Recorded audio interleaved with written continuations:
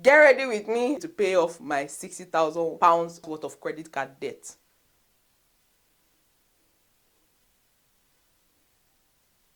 You say what? You just be like, I should have just left this money. Who you decide to marry? It's not even marry. Who you decide to date first. Then if you not decide that you want to marry them, they're going to affect your finances. And I'm like, bro, can I rest?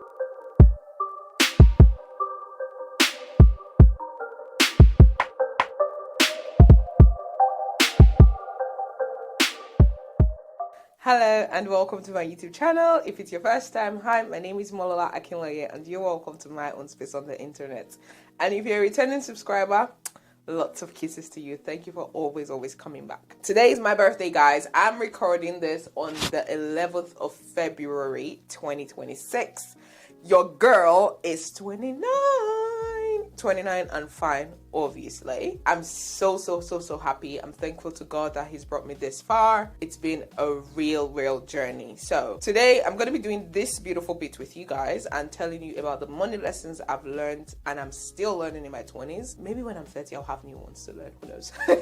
But so far, I think I gave about 8 points or 9, I can't remember. I gave a lot of points about like the things I'm learning, talking about my journey as well into my finances, my personal finances, and how I'm going about it, okay? Grab a hot drink or a cold drink, grab something to munch on. You can have some biscuits. I'm gonna have some right after this. I hope you enjoyed the video and make sure you watch till the end. Drop any comments if you have any things that resonate with you during this video. Drop them in the comments, okay? And I hope you enjoyed the video, okay? Hi guys, so this is No Makeup Molola here. I am getting ready to go out and I just want to share with you some of the things that I'm learning about money or some of the things I've learned about money in my 20s, and I'm just excited to share them with you while I do my makeup. I'm not in a rush for time. Actually, I might be because I'm supposed to be out by 1, and this is 10 minutes to 1. So let's say I give myself 30 minutes to do this. 30 to 45 minutes, that should be a good enough time. So let's get straight into it. Guys, I didn't grab my mirror. My mirror is in the other room. Let me get it and I'll be right back. Random yap, but I literally broke my mirror yesterday night. Like, it's broken into 2. Can you see? Like, it's broken into 2 here. It's broken at the back. It fell from my hands yesterday. So I need to get a new one. Do I feel older? Yes, I do. I feel like I'm, in my late 20s, but the reality hasn't hit me so much yet. But I'm really happy. I've got my notes to my left. I've got my mirror to my right. So let's start this makeup before I know that I like yapping.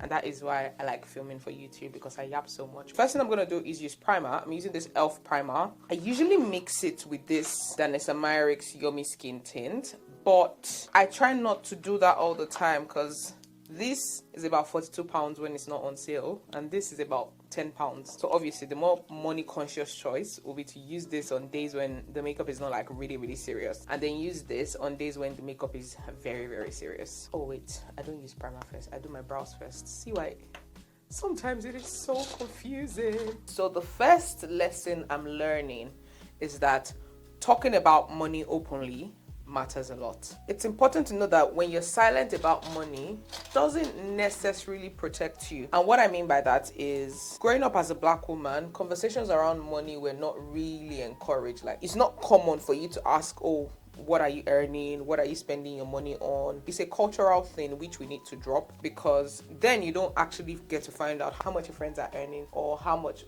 other people in your field are earning. And that can lead to you either being underpaid, or for instance, if you're a freelancer, one thing I know a lot of freelancers face is that some of them get to overprice themselves and overcharge, and thus pricing themselves out of the market. So if a brand wants to partner with them, they don't get to, because they feel like their prices are too expensive. And you might be charging your worth. So it's good to have conversations with other creators, other people in your field, so you can understand what the money market is saying. Another point to raise here, where's my concealer? So I'm using the e.l.f. Hydrating Camo Concealer. I think I did this a while back and it's still pretty much the same. I'm still using the same e.l.f. concealer. Not talking about money also doesn't let you learn how to manage it. I need to concentrate on my brows, guys. Give me 1 second because I think I'm doing rubbish. So you need to learn how to make money, you need to learn how to multiply money, and the most important thing is learn how to manage money. If you don't know how to manage money, you can find out that you're earning a lot, but then you can't tell where your money is going, and you always end up like, oh, I'm always broke. I know that like a lot of people say that, but it might just be that you don't know where your money is going. One thing I then developed, and I think this was in uni, was to talk about money with my friends. When you talk about money with friends, you get to understand a lot of things, and I'm so grateful for some of the friendships I built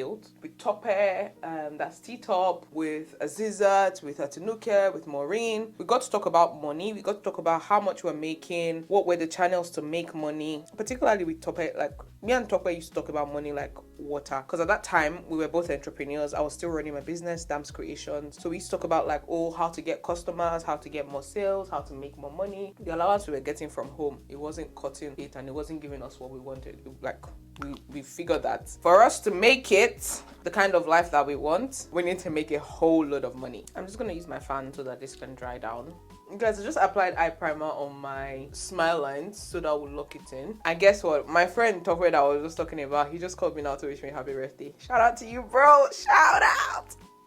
Not cocky. I don't think I'll use this Danessa Myrick one because I'm not really going out. It is really nice, but this thing has to last till the next Black Friday sale, so don't judge me. So I'm gonna try using this. This is the MCO Beauty Super Glow Bronzing Drops. Generally, what I'm saying is that financial literacy grows in community, and you really can't improve what you don't talk about. So start talking about money with your friends today. Talk to your friends before you outprice yourself or you undercharge yourself, or somebody will even take you for granted because they feel like you don't know what the going rate in the market is. Hey, see how I'm shining now. Guys, I think I used too much bronzing drops because now I'm shining. Shine bright like a diamond.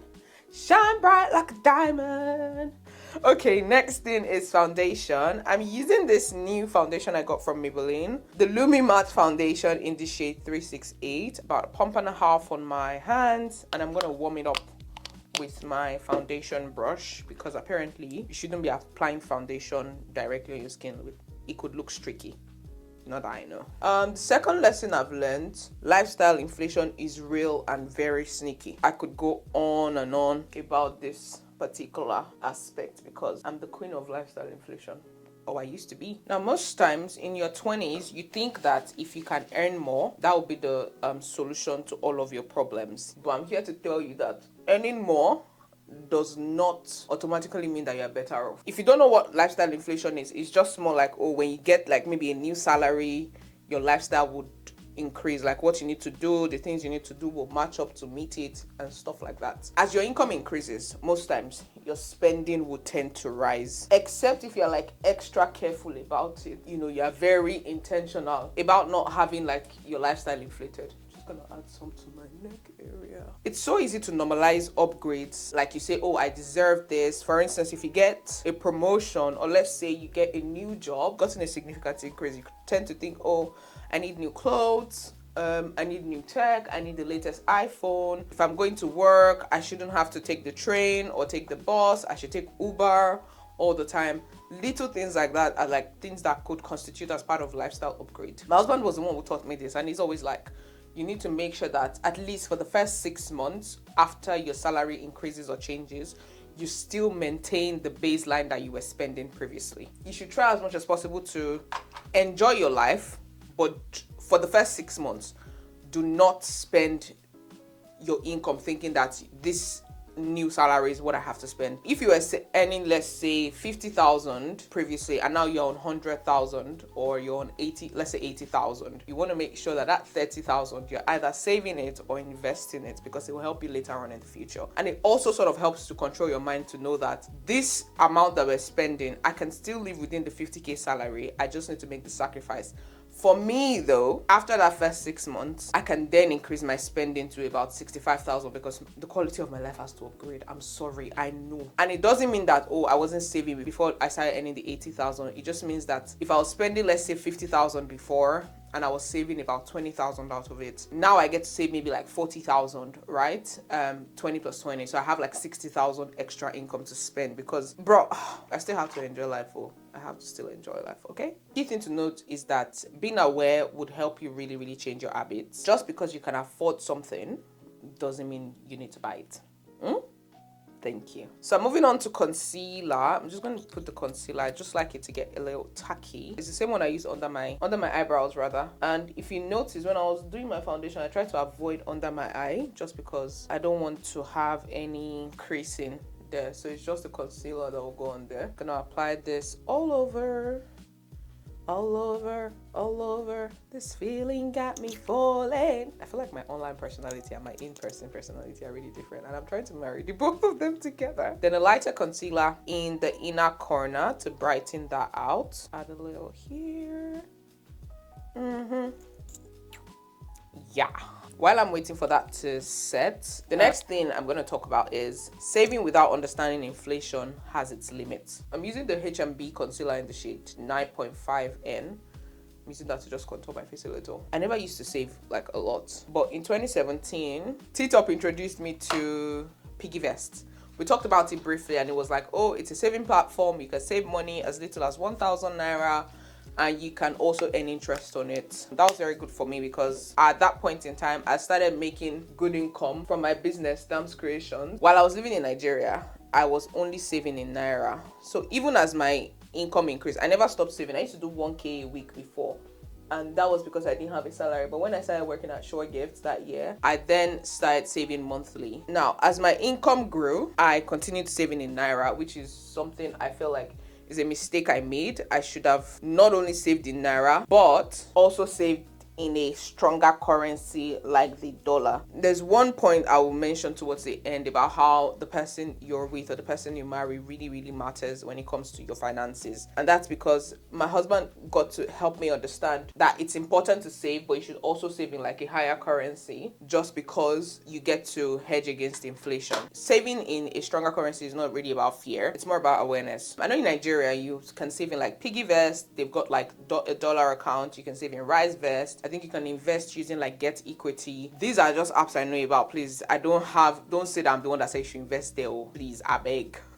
Now that I'm in the UK, I tend to now save in high yield savings accounts. And what that means is I save in accounts that have like high yield interest, that have really high interest rates. I think I've mentioned this in the last video. I talked about like the 28 things I've learned now that I'm 28. I think the first one I opened was the Monzo one, the Monzo HYSA account. They've got like interest rates of like between 2 to 3%. Although the interest rates have gone down this year. It went from about 3.8% to about 2.8. That's still interest on your savings. So instead of just putting it in a regular current account, like your Lloyd's or just your Monzo current account, don't do that. Then the other one I use is Club Lloyd's account. So Club Lloyd's have this thing where if you put in, I think it's about £2,000 monthly into your Lloyd's account. So even if you're not earning up to £2,000 or you're earning about 1.5, if you put 1.5, if you pay 1.5 into there and then you transfer another 500 personally, as long as you have a total of £2,000, you can have access to Club Lloyd's. There is an interest rate of 6.25%. You do have a cap on how much you can put in monthly. I think it's £400, and then you get 6.25% in a year. That's the AER. So that's why you should save to hedge against inflation. So not just save, in regular accounts, but also invest as well, because that's very important. The next point I want to talk about is investing. Investing early matters more than investing perfectly. Let that sink in. The one thing a lot of financial coaches say, or like people who talk about personal finance, because I really love watching personal finance content, it really helps me to grow, is that time is your biggest asset when it comes to your finances. And that's because a lot of people feel like they're behind because they've not started investing. I was having a conversation with one of my sweetest aunts, my cousin's aunt, a while back. I think this was last year, and we're talking about the money market. And I was explaining to her what the money market is. I told her how she can get into the money market. It's important to know that compound interest rewards consistency and not perfection. With money market, you can start saving with like 5,000 Naira. Even in the UK, you can invest with as little as £10 using some of these investment platforms like Trading 212. I personally use Vanguard to invest, as well as Monzo. In Nigeria, I know about Get Ladder. The founder, Oluwatosin Olasende, she's talked about like what they're doing with Get Ladder. And then I also know her economy. I've met the founder once, Ifedurosimieti. And then Get Equity. I think it's only Get Equity I've never used, but I used the others when I was in Nigeria. So even if you have 5,000 or 10,000 Naira, you can invest. If you had 10,000 this month, 10,000 next month, for a whole year, that's 120,000 Naira that you have invested. That can, beat inflation and then also accumulate compound interest. It's very important to know that starting small is more important than starting properly. Right now, if you don't have any investment, go to Vanguard, go and open an account, deposit £10 there, deposit £50 there. Trust me, if you keep doing that on a monthly basis, your money will start to grow. There's something they say about how getting the first 100K is the hardest. Once you get that first 100K, the next one is going to be as simple as possible. And I know that because I saw a creator post this today, Mia McGrath, where she talked about how it took her 7 years to save her first 100K. And last year, she made 100K alone from content creation. Let that sink in again. Like the finance coaches say, time in the market beats time in the market. You get?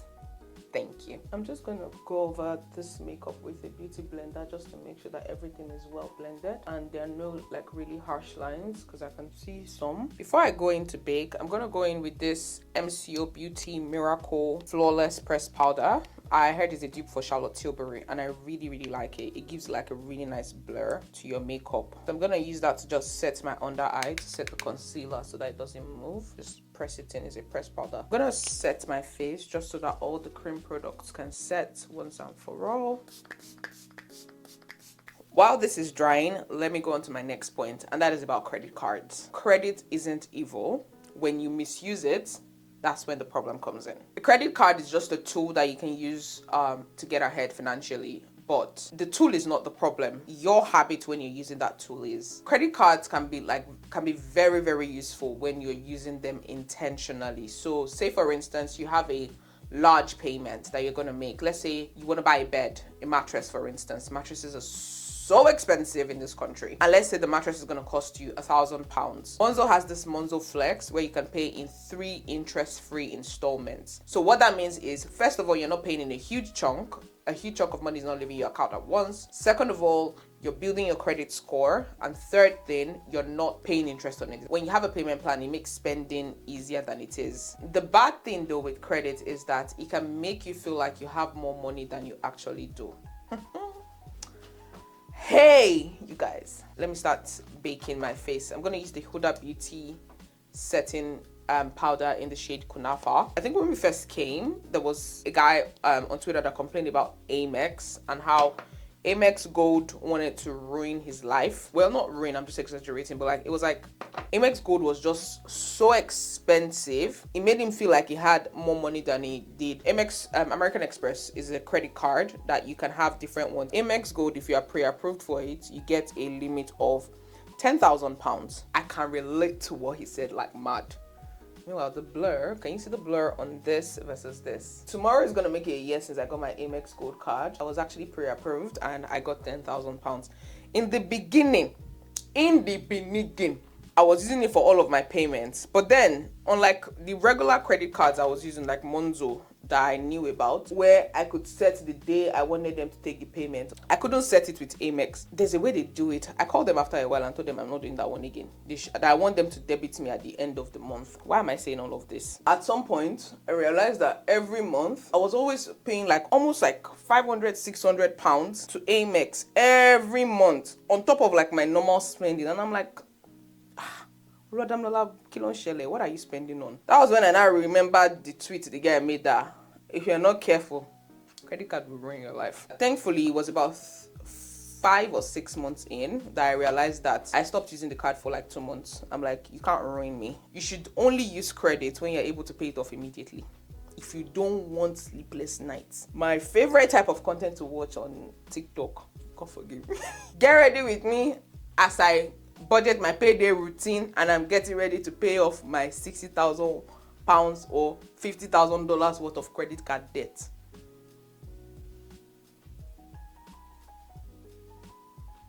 You say what?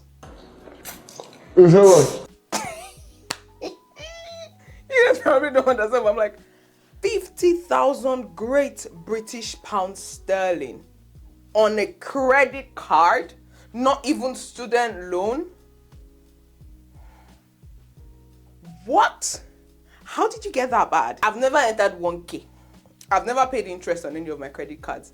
And even at that, I'm not sleeping well. I was not sleeping well at that time. You're not telling me you have 60K and you are sleeping and waking up. I'm too dramatic. I'll be back. I need to get myself together. The main thing is, if you have access to credit, it is a good thing, but be careful not to fall down the rabbit hole of letting it make you feel richer than you actually are. Right now, what I do is, I said this in a video I made, that I'm tracking my spending, which has been really, really helpful. Once I do my finance for the week, I pay off everything I've bought immediately. I'm not waiting to the end of the month to pay off anything. Like, if there's even a payment that maybe I think, like, I paid for data camp and I was like, it'll be good for me to split it into 3 instead of just paying it at once, because it's about £120. I split it into 3 immediately and I pay off the first batch because using credit well helps you to like get your credit score really good, which it's been really, really, like, really great, because my credit score is excellent. Okay. But you just have to know how to use it. Whatever you cannot pay off immediately, don't do it. For instance, I want to buy a DJI drone. If I'm going to buy the drone, I already did the 1P challenge. That's the money I want to use to buy it. I'm going to buy it on my American Express, but I'm paying it off immediately because I have the money. Safe to say I've been doing this for an hour. And as England would always be, the weather is changing. Lord have mercy. Earning more creates stability, but it's not the only solution. Your income really matters, but your spending also does. For the longest time, I used to believe that the solution to all my financial problems, not that I really have many financial problems, because I live with the chief financial officer who will throw you if you overspend. I've always been, I'm a spendaholic. I'm a what? I'm a spendaholic. I'm a spender money. But I've always had this mindset that I need to only earn more. If you earn more and you have lifestyle inflation, you're back to square one. If you earn more and you're not budgeting, you're back to square one. If you earn more, you're budgeting and you're not tracking your spending, you're probably not back to square one, but you'll be back to square two. And tell me, what's the difference between square one and two? Not much, to be honest. Those eyes look gorgeous. Am I saying you don't need to earn more? No. You need to make sure that you're earning more, because it's when you earn more that you'll be able to do things that make you happy. Like if you want to travel. If you earn more, but you don't put boundaries in place in terms of how you're spending, what you're budgeting for, it's just going to give you stress. And you don't want that, okay? I need to fix this lighting situation. I'm not sure I like it, because it's like, looks... Oh, guys, I brought a makeshift light just to help us with this dwindling light. God will help us in this country. And you guys will not believe, it's not even 2 o'clock yet. It's not 2 o'clock and it's this dark and grey. I'm using the HMB bronzer in the shade 10, I think, while I talk about the next point. I had a call, guys, from my friend Jennifer Gwicks. She called me just to wish me happy birthday. The next point I'm going to raise is the person you build your life with would affect your finances. Oh, they know they tell person until give them. God, I'm such a character. But who you decide to marry, it's not even marry, who you decide to date first. Then if you not decide that you want to marry them, they're going to affect your finances. It could be in a good way, it could be in a bad way. It's all dependent on you. It's key to note that money is relational and not personal. I'm using the purple blush from Rebirth Makeup. I really love the pigment on this. Like, when I started making good money, when I started working my 9 to 5, I knew that with the saving tendencies I had, I cannot afford to marry someone like myself, someone who is a spendthrift like myself. If not, we're gonna spend school fees of our children. We're gonna spend it on food or something else. It's important that when I was going to choose a partner, I needed to choose someone that was into saving, someone that was into investing, someone who was financially literate than I was. Even though I was financially literate, I was still spending money like a, you only live once, YOLO, YOLO, YOLO. And you can't afford to do that at a certain point in your life. So one of the key things my husband has helped me with is I've learned a lot about savings, about investments, about negotiations, about earning more, about delayed gratification. I know he would shake his head at that, but I've learned a lot about delayed gratification. I'm still putting it into practice because I'm just a work in progress. It's very important you understand these key things, and then being aware of our differences. He's not a spendthrift. He's not a spendthrift, not even in the slightest. He's more of a, oh, let's save all the money we can. But we understand our differences. So even though I used to save back when I was still single, if I saved, you know, they say save for a raining day. It rains every week It rains every week. That's also umbrella person go they carry. Like, so I could save 25,000 in my piggy vest, and then I would withdraw 5,000 naira to go and watch a movie just because I'm feeling upset and I need to go and watch a movie. And that wasn't good long term. So now, because he keeps me accountable, not that I can't afford to remove from my savings, but you know when the person would they would talk and they would just be like, I should have just left this money. He would talk that, oh, you're supposed to save money. You should understand the importance of delayed gratification.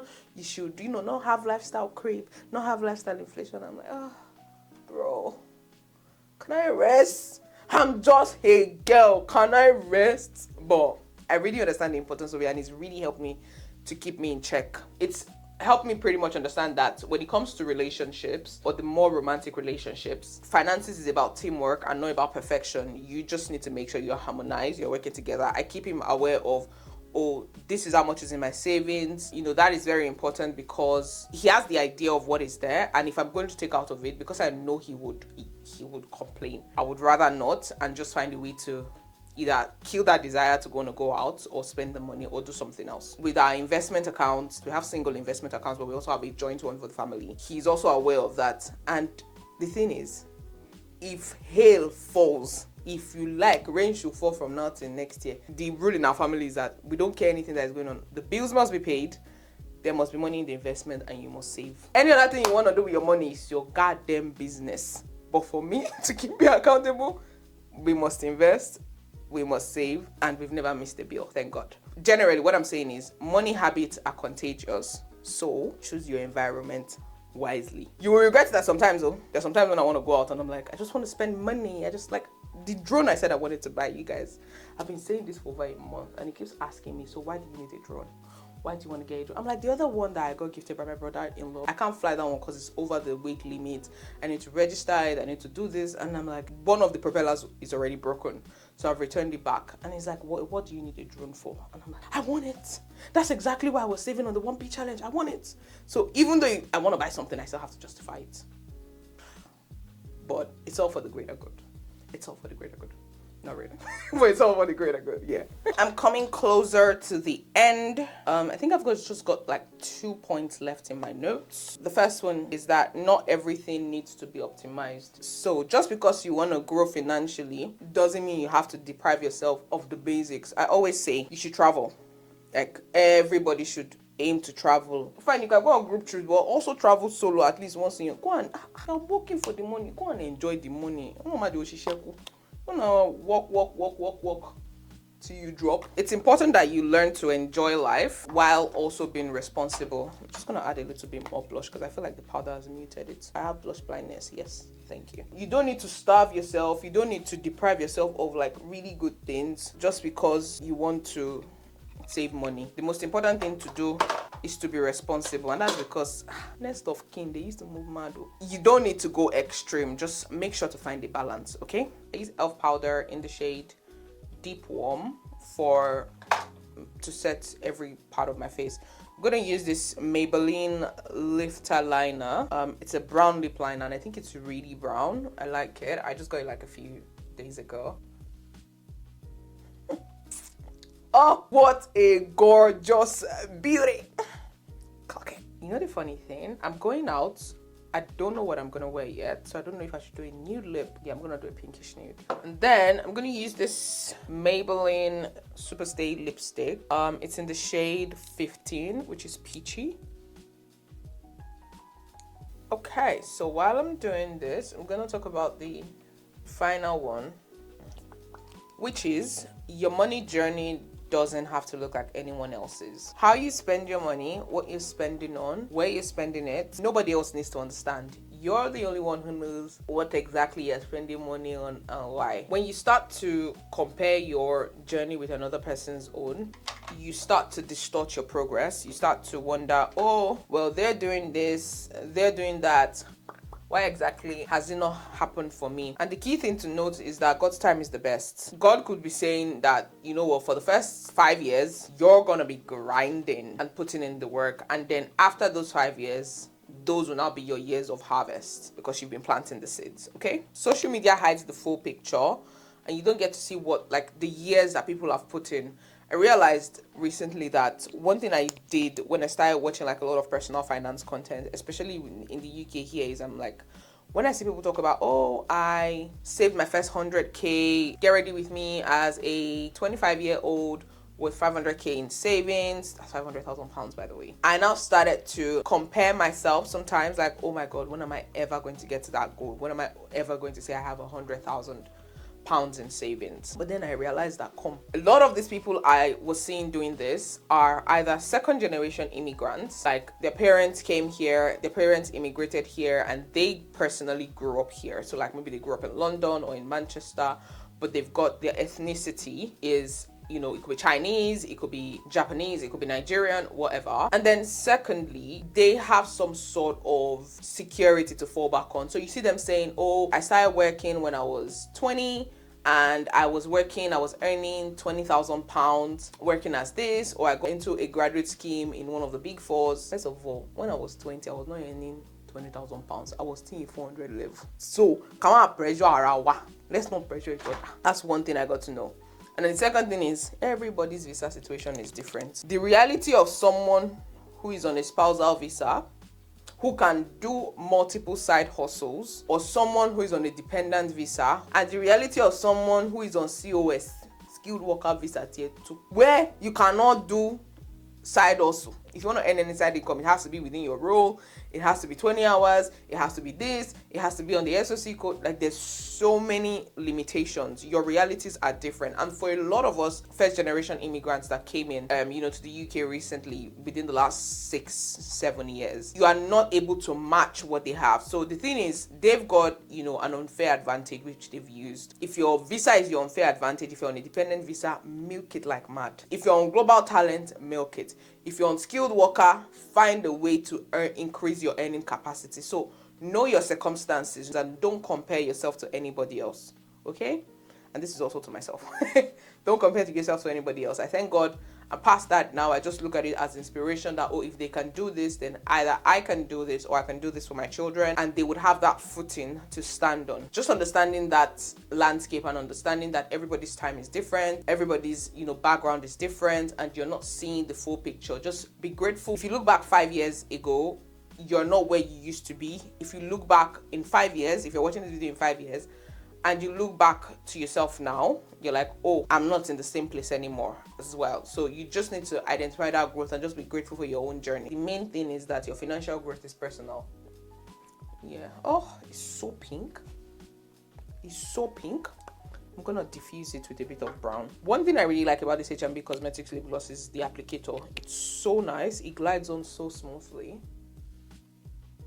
Guys, see the final look. See the final look. I'm gonna use my setting spray, my final setting spray. So I'm using this MCO Beauty setting spray.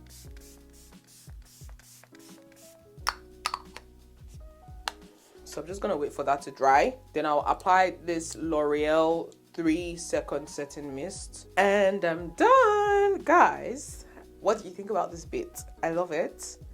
It's so on brand, like the blush, the lip. It looks really good. Jennifer told me that my makeup looks really, really good, and that makes me proud because I used to really love her makeup. When we were back in Nigeria, and she used to give me tips, so that is great. Anyways, we have come to the end of this video. I hope that with all of this that I've mentioned, told you about the lessons I'm learning and the lessons I've learned, I hope that you're able to take your finances into your own hands and create that journey for yourself, where if you're looking back in your 50s, in your 60s, you're happy with the life you've lived, you're retiring with passive income coming in, and I pray that at the end of the day you get all of your heart desires, and you get to be as happy, and you get to fulfill the purpose that God has put on this earth for you to do. That brings us to the end of this video. I hope you've enjoyed watching it so far. If you have, please make sure to subscribe, drop a comment. Let me know what money lessons have you learned so far. If you're in your 20s, if you're in your 30s, 40s, anything at all, let me know in the comments, and I'll see you guys in my next video. Okay, thank you so much for tuning in, and have a good one. Bye.